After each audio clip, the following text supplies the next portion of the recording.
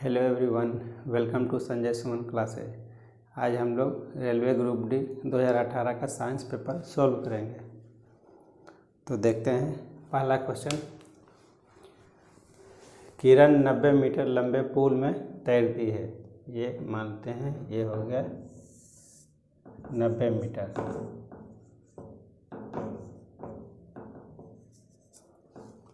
एक छोर से दूसरी छोर तक, यहाँ से यहाँ तक आने में और फिर यहाँ से वापस उसी सीध पर तैरकर वह 2 बार में 360 मीटर की दूरी तय करती है। एक बार यहाँ से यहाँ तक आएगी, फिर जो है यहाँ से वापस यहाँ तक, तो इसका विस्थापन जो है 0 हो गया। फिर से दोबारा यहाँ से फिर यहाँ, यहाँ से फिर यहाँ, फिर विस्थापन इसका 0 हो गया। मतलब जहाँ से स्टार्ट किया था फिर वहीं तक पहुँच रहा है। तो यहाँ पर जो है हमको निकालना है डिस्टेंस जो है तय करा है 360 मीटर, दूरी जो हो गया है 360 मीटर। लेकिन अगर हम लोग विस्थापन को अगर देखेंगे तो हो जाएगा 0 मीटर। तो हमको निकालना है औसत वेग। तो औसत वेग निकालने के लिए क्या हो जाएगा इसका फॉर्मूला, विस्थापन बाय समय, डिस्प्लेसमेंट बाय टाइम। तो विस्थापन यहाँ हो गया 0, तब तो कुछ निकालने की ज़रूरत नहीं, 0 हो गया तो ये भी 0 हो गया। चाल अगर निकालना रहेगा तो हम लोग यहाँ से इसको दूरी ले करके 360 मीटर तब हम लोग निकाल सकते हैं औसत चाल इसका। लेकिन वेग निकालने का जो आएगा तो वहाँ पर उसके लिए विस्थापन का ज़रूरत पड़ेगा। देखते हैं दूसरा क्वेश्चन। दांतों का क्षय या फिर टूटना, दोनों एक ही बात है। दांतों का क्षय होना या फिर टूटना तब शुरू होता है जब मुंह का पीएच जो है डैश से कम होता है। ये जो है जब 5.5 से जो है मुंह का माउथ का पीएच जो है अगर कम हो जाएगा तो जो है दांतों का टूटना शुरू हो जाएगा। ऐसा क्यों होता है? पीएच कम होने से जो है हमारे मुंह में जो है एसिडिक बैक्टीरिया का ग्रोथ होने लगता है। ये जो है एसिडिक बैक्टीरिया जो कि एसिड मीडियम में उसका ग्रोथ होता है, तो वो डेवलप होने से इसका दांत में जो है कैल्शियम होता है वो निकलने लगता है, डीमिनरलाइजेशन होता है।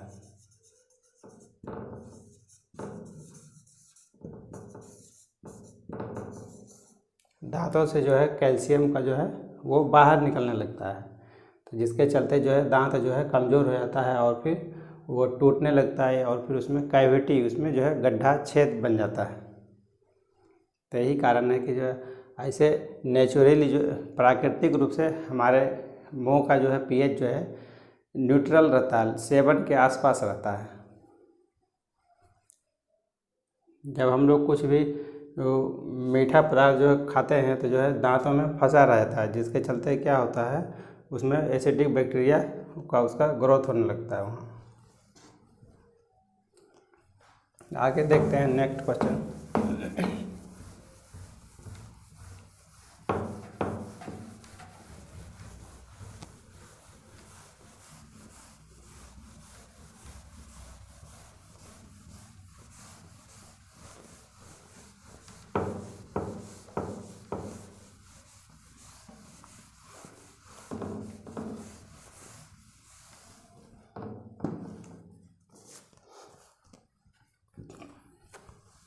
ये तो हम लोग प्रीवियस क्लास में भी देख चुके हैं।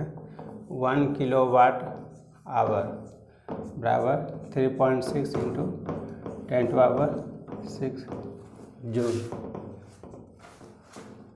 तो इसको हम लोग निकालते हैं 1 किलोवाट आवर को 1 किलोवाट के बराबर हो जाएगा 1000 वाट, और घंटा को अगर समय में बदलेंगे तो 60 गुना 60 हो जाएगा। तो ये हो जाएगा 6×6 36। तक इसको निकालेंगे पॉइंट में तो 3 अंक, तो 5 अंक, इसका एक और लेंगे तो 6 अंक। 3.6 इंटू 10⁻6 जूल हो जाएगा।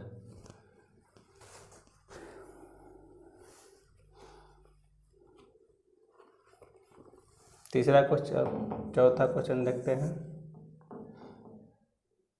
किस प्रकार के प्रजनन में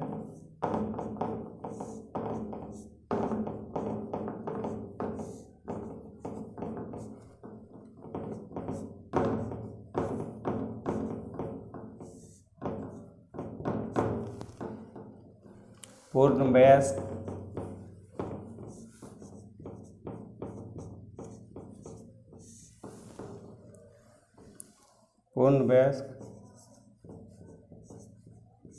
छोटे जीव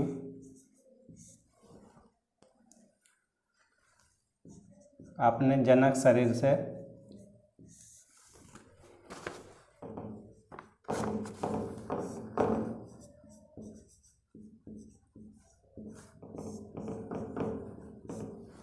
अलग हो जाते हैं।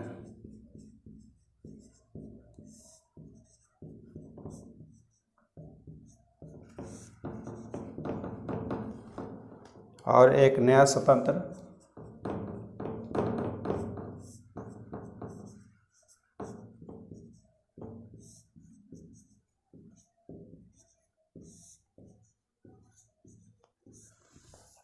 जीव बनाते हैं। तो इस प्रक्रिया को हम लोग क्या कहते हैं, यही पूछा जा रहा है।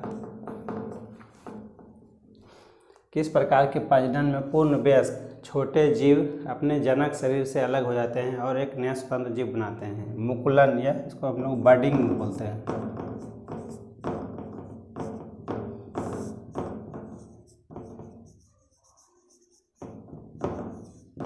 यह हाइड्रा के केस में होता है।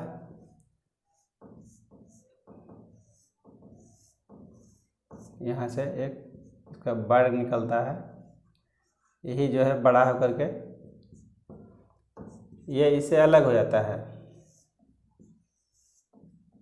ये जब बड़ा हो जाएगा तो इससे जो है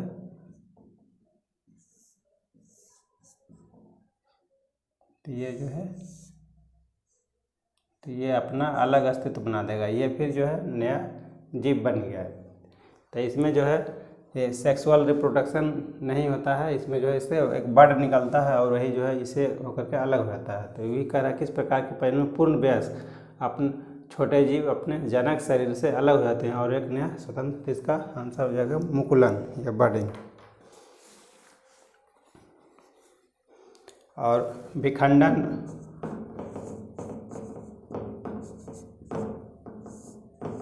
विखंडन विधि में इसमें क्या होता है, विखंडन में रहेगा तो इसका दो भाग में बट जाएगा।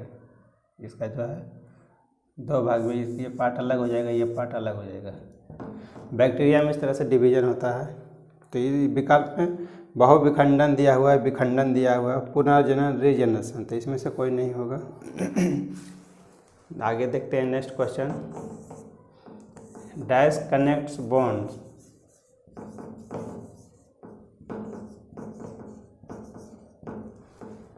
तो दो हड्डियों को जो है जोड़ने के लिए क्या रहता है, उसमें लिगामेंट पाया जाता है। हमारे शरीर में जो है लिगामेंट।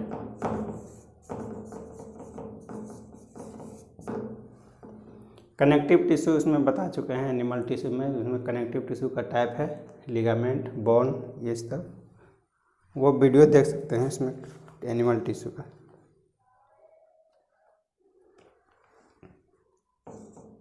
देखते हैं नेक्स्ट क्वेश्चन। आधुनिक आवर्त सारणी में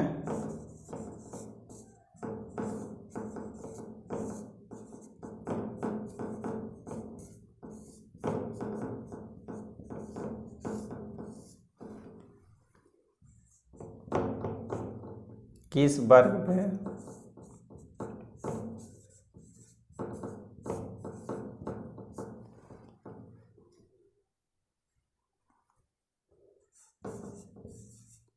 पूर्ण आवरण वाले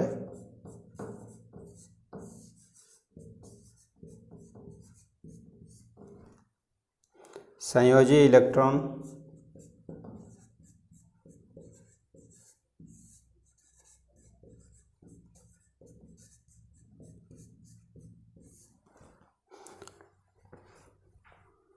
और रासायनिक रूप से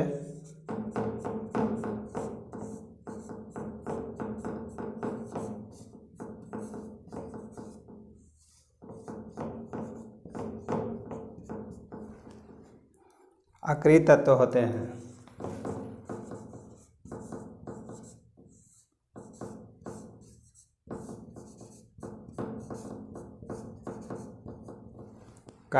मॉडर्न पीरियोडिक टेबल में किस वर्ग में पूर्ण आवरण वाले संयोजी इलेक्ट्रॉन, और जिसका मतलब पूर्ण आवरण वाले संयोजी इलेक्ट्रॉन मतलब जिसका ऑक्टेट पूरा रहता है और रासायनिक रूप से अक्रिय तत्व रहते हैं, जो है इसमें अक्रिय तत्व जो है सबसे लास्ट में पाया जाता है, वो 18th ग्रुप में, 18th ग्रुप, या फिर इसको हम लोग 0 ग्रुप भी बोलते हैं।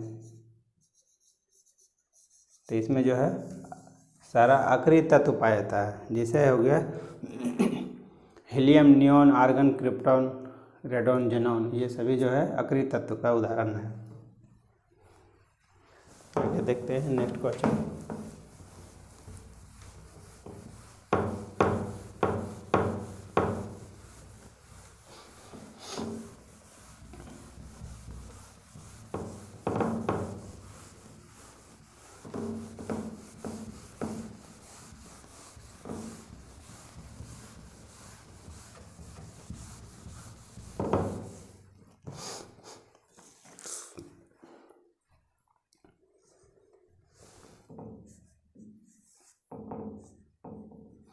निम्न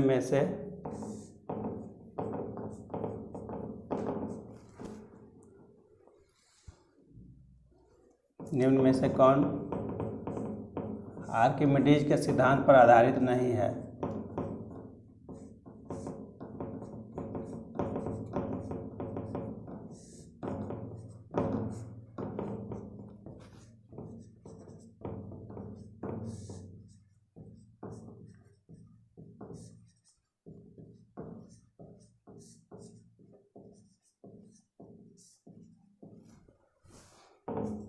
पहला इसमें है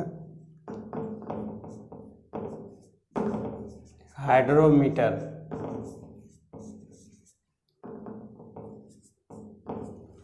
दूसरा है लेक्टोमीटर,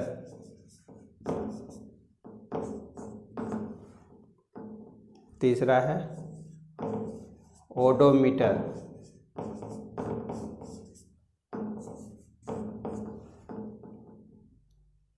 चौथा है पनडुब्बी।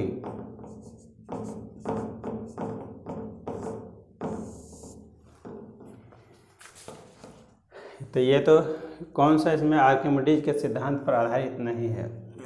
तो आर्किमिडीज का सिद्धांत जो है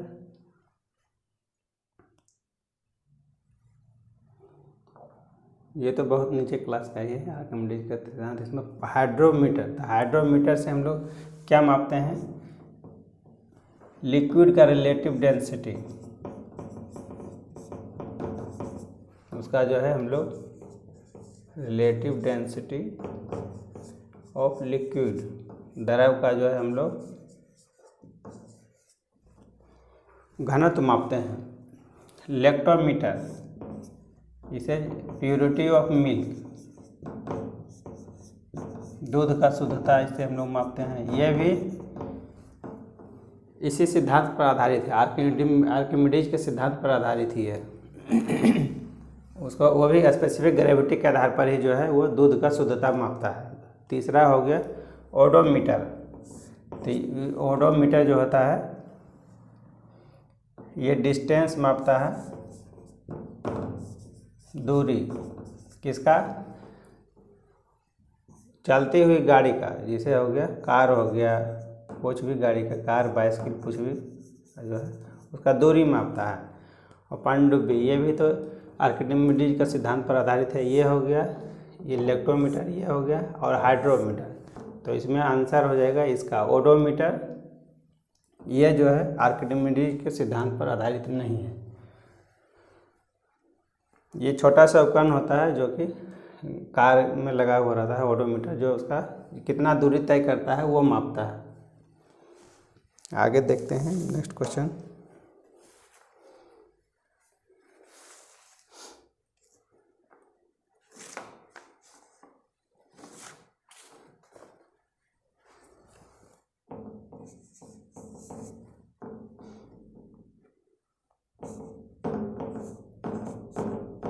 निम्न में से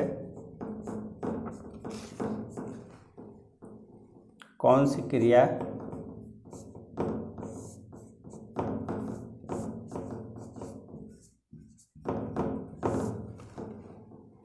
अत्यधिक ऊष्माक्षेपी होती है?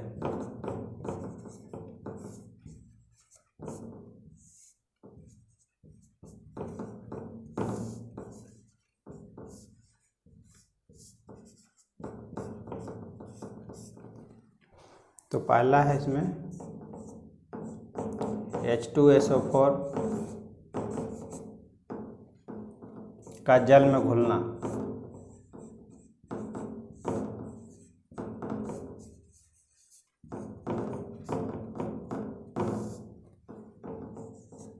दूसरा कॉपर सल्फेट CuSO4 का जल में घुलना।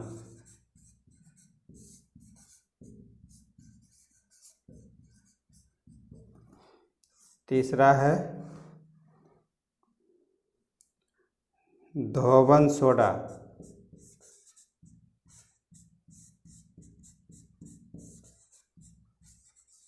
का जल में घुलना।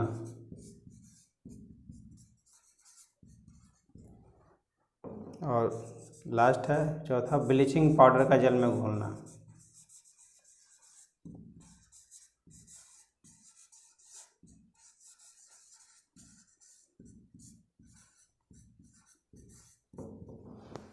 तो ऊष्माक्षेपी इसमें कर रहा है कौन सी क्रिया अत्यधिक ऊष्माक्षेपी होती है। ऊष्माक्षेपी मतलब ऊष्मा का उत्सर्जन होगा, किसमें ज़्यादा मात्रा में ऊर्जा उत्पन्न होगा या फिर ऊष्मा उत्पन्न होगा।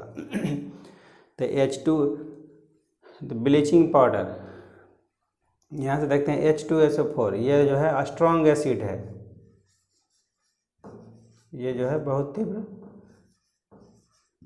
अम्ल है, जो कि जल के साथ जो है बहुत तेज़ी के साथ अभिक्रिया करेगा और उसमें ये ऊष्माक्षेपी बहुत अधिक मात्रा में ऊर्जा उत्पन्न होगा। कॉपर सल्फेट का जल में घुलना, ये वीक एसिड है, कमज़ोर अम्ल है, वीक एसिड। धोवन सोडा ये भी कम वीक ही है, और ब्लीचिंग पाउडर ये भी। तो सबसे स्ट्रॉन्ग ये चारों में जो है H2SO4 है, तो इसमें जो है सबसे अधिक ऊष्मा उत्पन्न होगा, तो इसका ये आंसर हो जाएगा।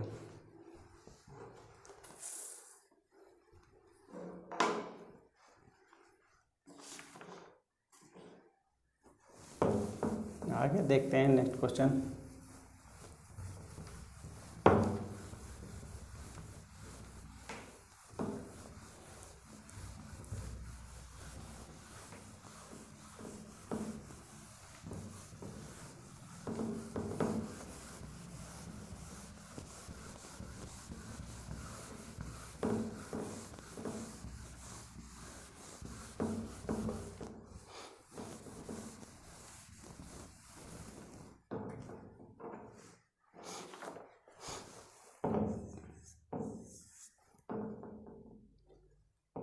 यह इस तरह से सिंबल दिया हुआ रहेगा, बीच में पॉइंट दिया हुआ रहेगा। तो ये कोई एलिमेंट के बारे में बताना है कि कौन सा एलिमेंट के बारे में ये सिंबल बता रहा है। तो इसमें जो है ये इसमें देने का मतलब, एक पॉइंट देने का मतलब और सर्किल देने का मतलब ये हुआ कि इसमें एक इलेक्ट्रॉन है, तो एक इलेक्ट्रॉन वाला था तो जो है कौन सा होगा, हाइड्रोजन। तो ये जो है कॉमन सेंस का चीज़ है।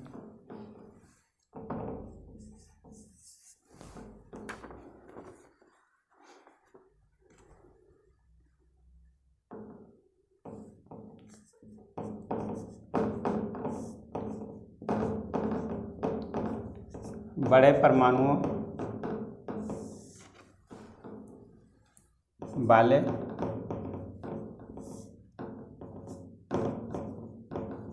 तत्वों से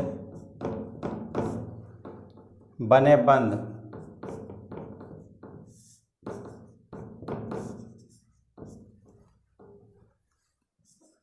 ये बहुत कमज़ोर होते हैं।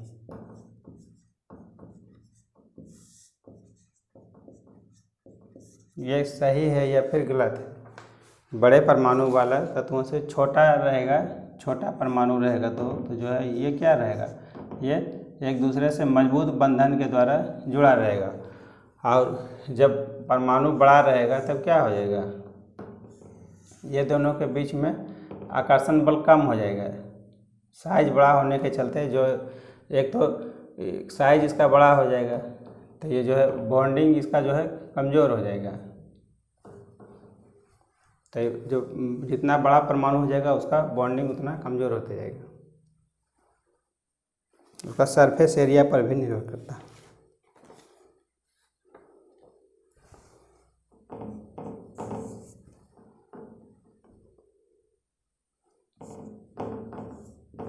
निम्न में से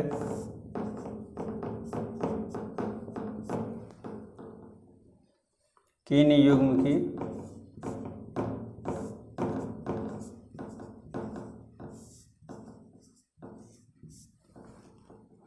एसआई इकाइयाँ समान है।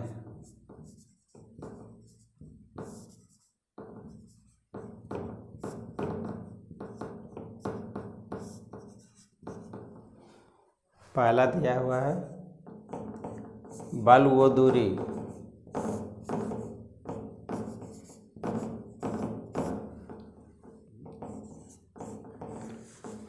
दूसरा बल व दाब,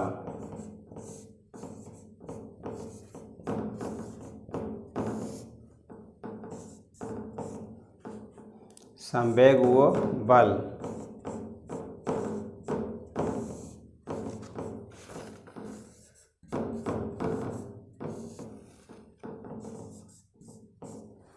चौथा दिया हुआ है कार्य और ऊर्जा।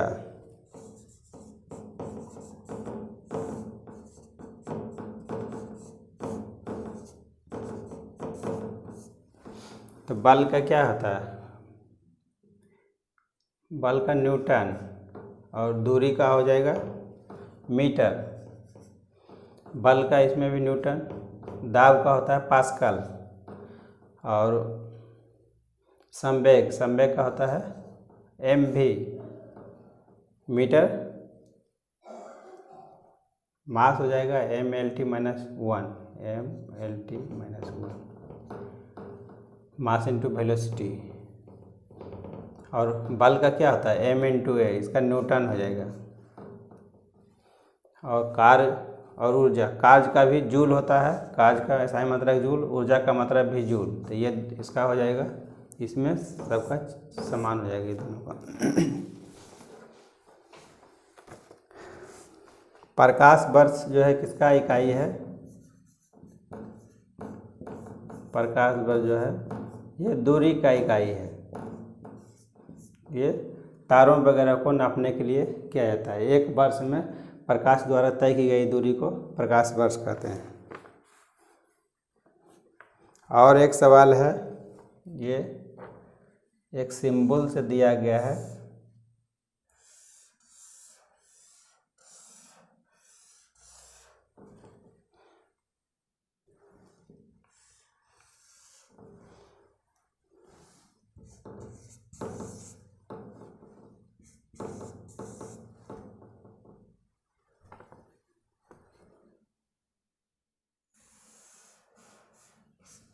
ये फिगर में पूछा गया है ये किस चीज़ का इसका सिंबल है।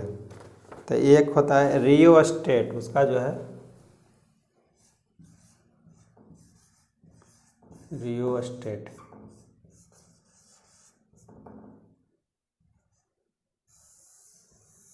इसका सिंबल दर्शाता है ये सिंबल।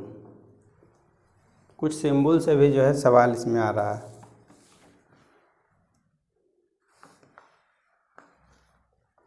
आगे देखते हैं नेक्स्ट क्वेश्चन।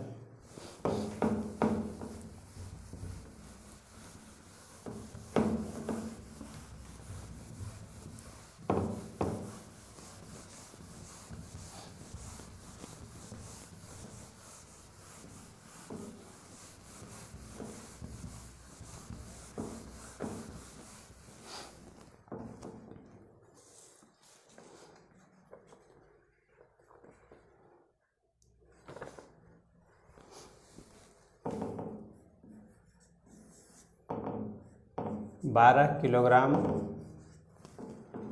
द्रव्यमान की एक वस्तु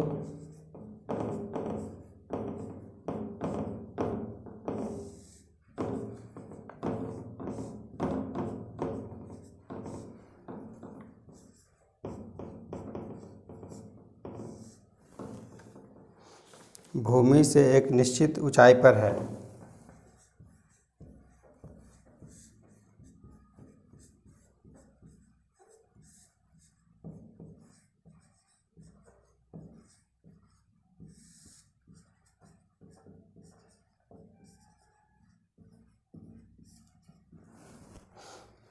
यदि वस्तु की स्थितिज ऊर्जा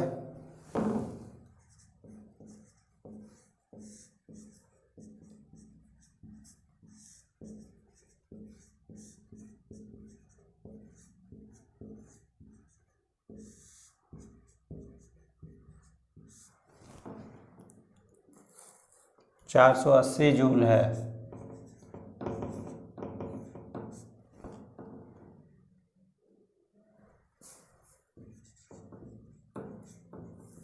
तो वस्तु की भूमि से ऊंचाई ज्ञात करें।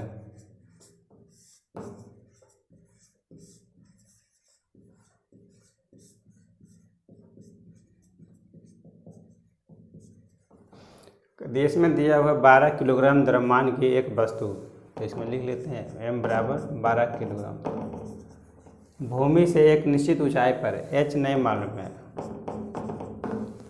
यदि वस्तु की स्थितिज ऊर्जा दिया हुआ है तो कोई भी वस्तु का स्थितिज ऊर्जा इसमें इतना ऊंचाई पर है, यहाँ पर वस्तु स्थित है, तो स्थितिज ऊर्जा पोटेंशियल एनर्जी क्या होता है mgh, इसका फॉर्मूला होता है। तो मास यहाँ पर 12 दिया हुआ है, जी 10 लेंगे, h का वैल्यू निकालना है, और दिया हुआ है स्थितिज ऊर्जा का वैल्यू 480, तो h बराबर 480 बाय 12 गुना 10, तो ये हो जाएगा 4 मीटर। तो पहले लिख लेंगे हम लोग जो क्या क्या चीज़ जो है दिया हुआ है, इसमें जी भी लिख सकते हैं, जी बराबर 10, तो mg, उसमें h निकालना है, तो डायरेक्ट दिमाग में आ जाएगा कि इसमें जो mgh, इसमें पोटेंशियल एनर्जी का फॉर्मूला लगाना है।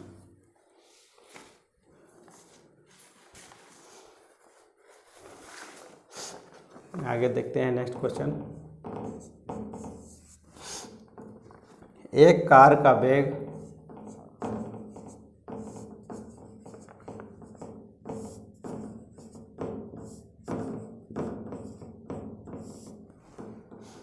5 सेकेंड में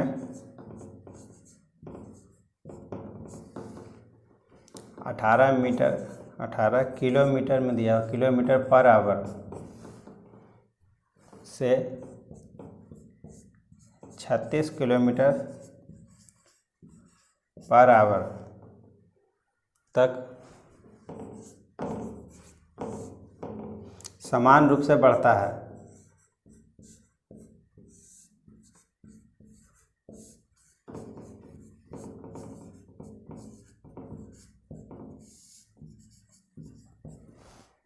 तो कार के त्वरण की गणना करें।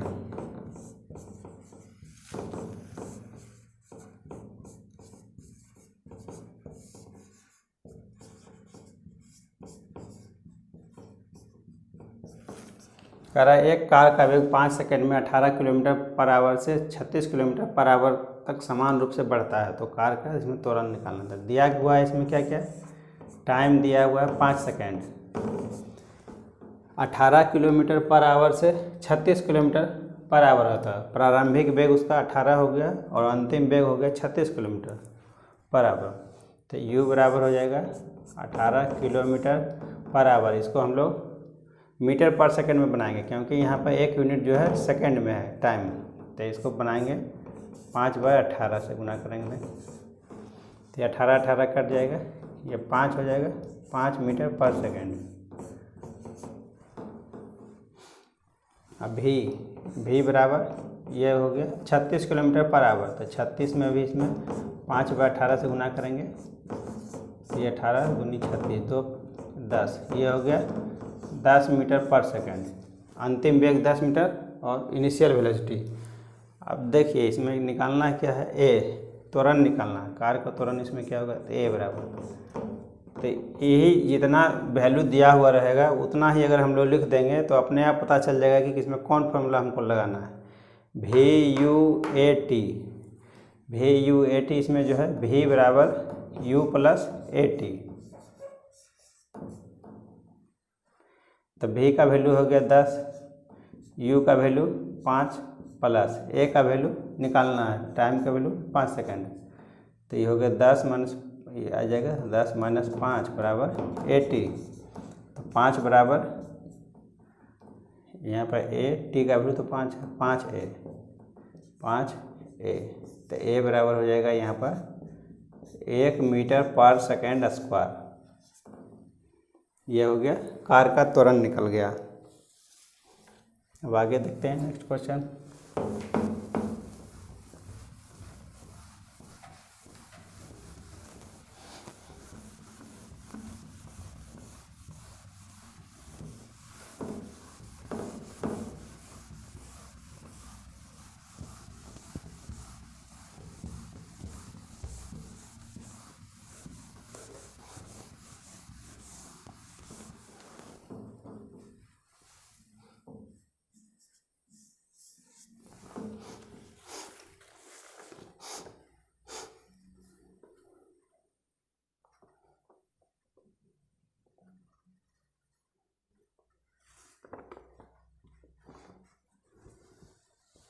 Ferrous sulphate,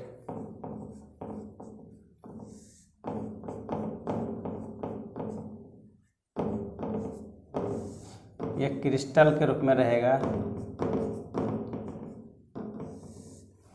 ferrous sulphate crystal के रूप में रहेगा, तो जो है तो इसका जो है क्या केमिकल फॉर्मूला क्या हो जाएगा, FeSO4 इंटू 7H2O।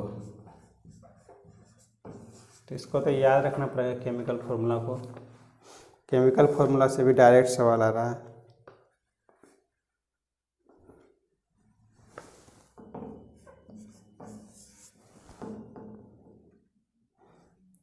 दस न्यूटन का बल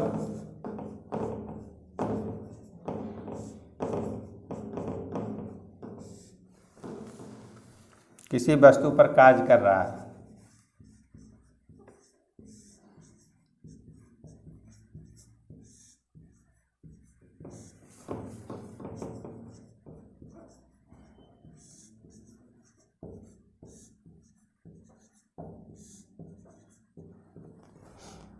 वस्तु बल की दिशा में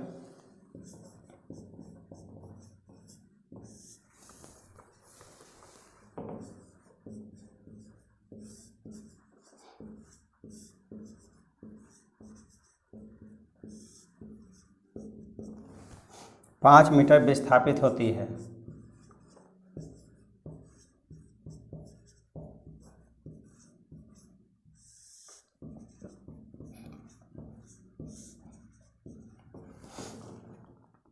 तो किया गया कार्य निकालें।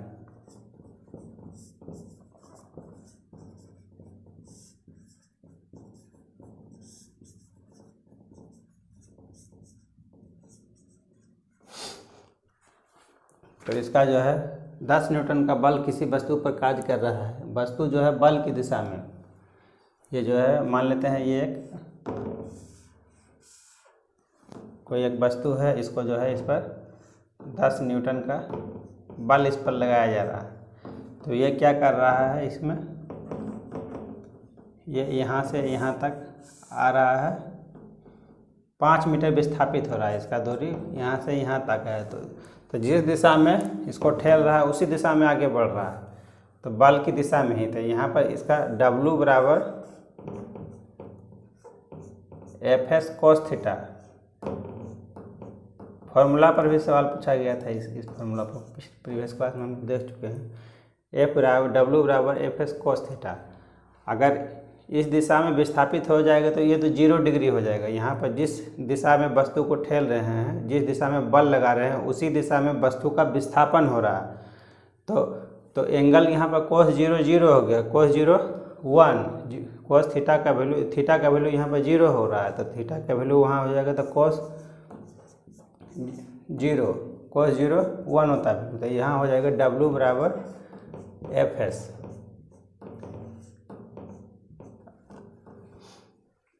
ये फॉर्मूला कब लगाया जाता है, W बराबर एफ एस, जबकि थीटा का वैल्यू यहाँ पर 0 होता है, cos 0 1, तो वहाँ से हम लोग लेते हैं जब हो गया थीटा बराबर 0 डिग्री तब हो जाएगा cos 0 1, तो यहाँ पर आता है W बराबर एफ एस। अब जो है वस्तु बल की दिशा में 5 मीटर विस्थापित होता है, W बराबर F दिया हुआ है 10 न्यूटन, तो 10 न्यूटन गुना S बराबर विस्थापन हो रहा है 5, तो बराबर हो जाएगा 50 जूल हो जाएगा इसमें वर्क। अगर वही रहता है इस दिशा में इसको ठेल रहा है, लेकिन जो है ये 90 डिग्री के एंगल में अगर मान लेते हैं ये ऊपर की ओर चला जाता है, वस्तु का विस्थापन जो है इस साइड में होता है, तो थीटा बराबर 90 डिग्री हो जाएगा। थीटा बराबर जब 90 डिग्री हो जाएगा तो जो है cos 0 क्या हो जाएगा, cos 0 का वैल्यू 0 हो जाएगा, cos 90 का वैल्यू 0 हो जाएगा। तो यहाँ जब 0 हो जाएगा तो ये पूरा वैल्यू इसका, तब कार्य जो है उस स्थिति में कार्य नहीं होगा। तो ये चीज़ याद रखना है। ऐसे जनरली जो है हम लोग यूज करते हैं, तो इसी का फॉर्मूला W बराबर F इंटू एस इतना का यूज करते हैं, लेकिन वो करते हैं जब हम लोग का थीटा बराबर 0 रहता है। 17 18 चीनी लवण का रासायनिक नाम क्या है?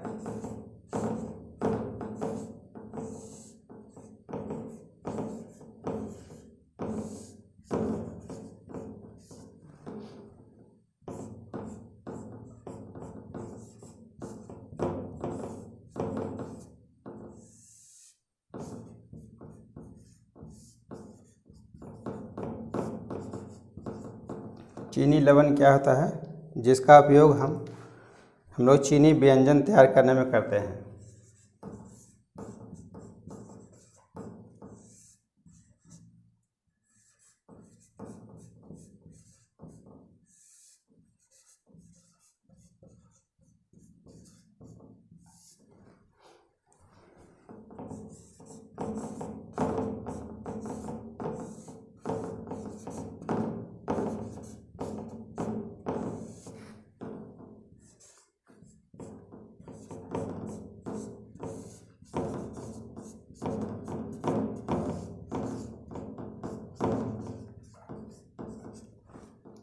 तो चीनी लवण क्या होता है, मोनोसोडियम ग्लूटामेट।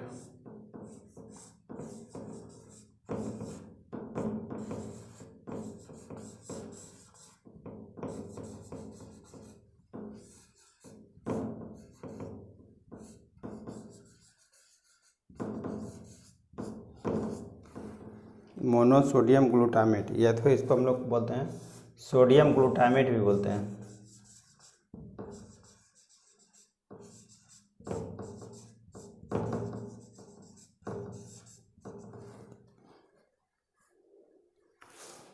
ये sodium salt of glutamic acid, ये जो होता है sodium salt of glutamic acid,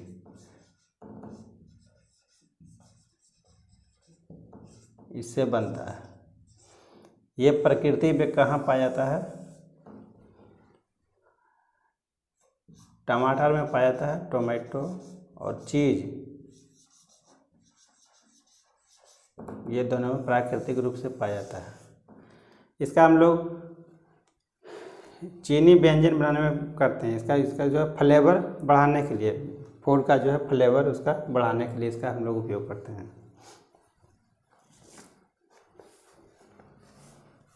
कुछ महीना पहले जो है चाइनीज सामान में जो है ये खाने पीने का सामान में जो है ये चीज़ मिला था, इसका अधिक मात्रा सोडियम ग्लूटामेट के, जिसके चलते उस पर प्रतिबंध भी लगाया गया था।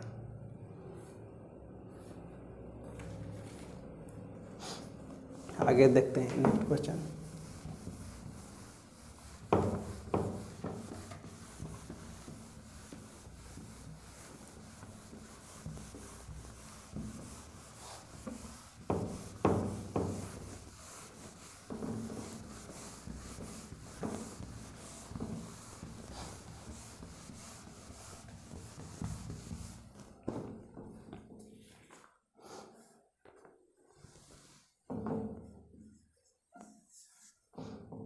H2SO4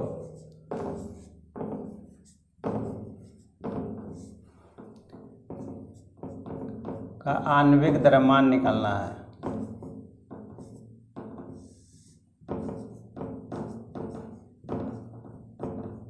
इसी को हम लोग बोलते हैं मोलेकुलर वेट।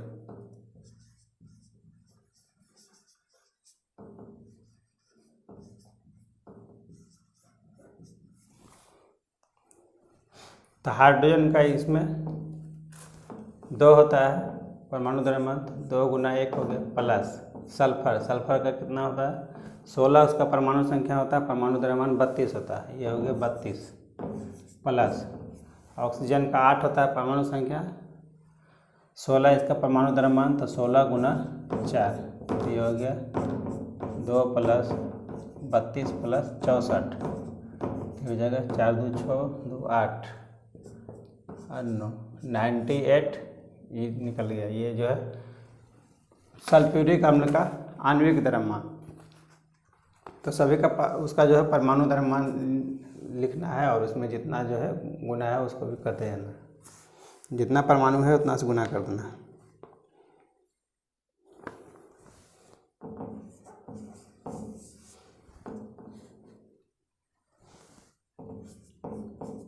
कार्बन का परमाणु द्रव्यमान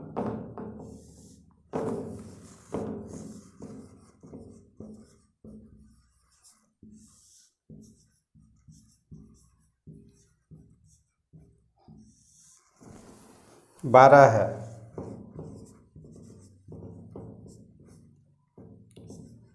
कार्बन के 24 ग्राम में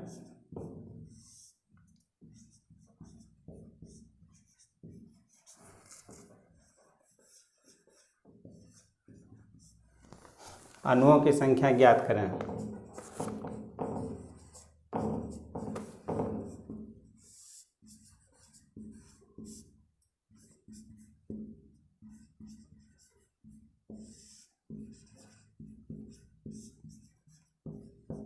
कह रहा है कार्बन का परमाणु द्रव्यमान 12 दिया हुआ है, तो कार्बन के 24 ग्राम में अणुओं की संख्या कितना होगा। तो कार्बन होता है तो कार्बन, इसका परमाणु संख्या 6 होता है परमाणु संख्या, और परमाणु द्रव्यमान इसका 12 होता है। तो 12 ग्राम में जो है कितना कार्बन का परमाणु रहता है, इसमें अणु की संख्या 12 ग्राम में 12 ग्राम कार्बन में कितना अणु रहेगा, एक अणु।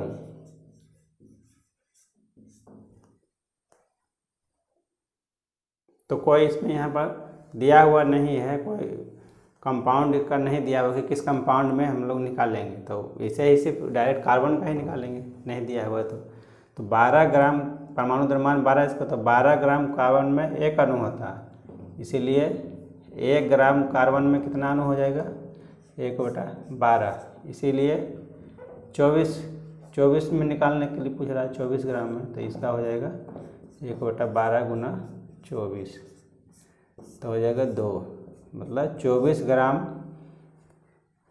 में अणु की संख्या 2 अणु मिलेगा, कार्बन का 2 अणु मिलेगा। एक लास्ट क्वेश्चन देख लेते हैं।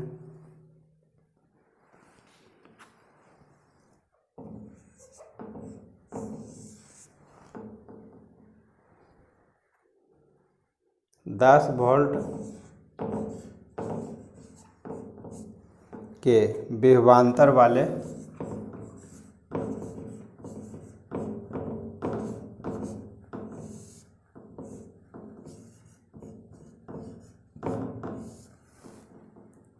दो बिंदुओं पर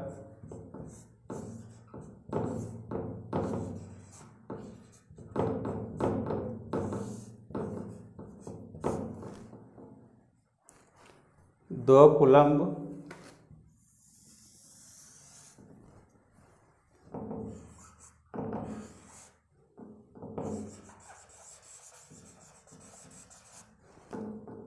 कूलम्ब के आवेश को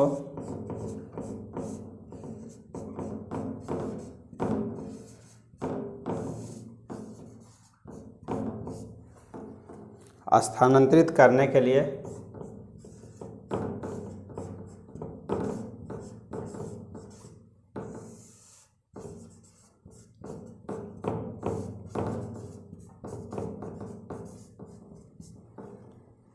कितना काम करना पड़ता है।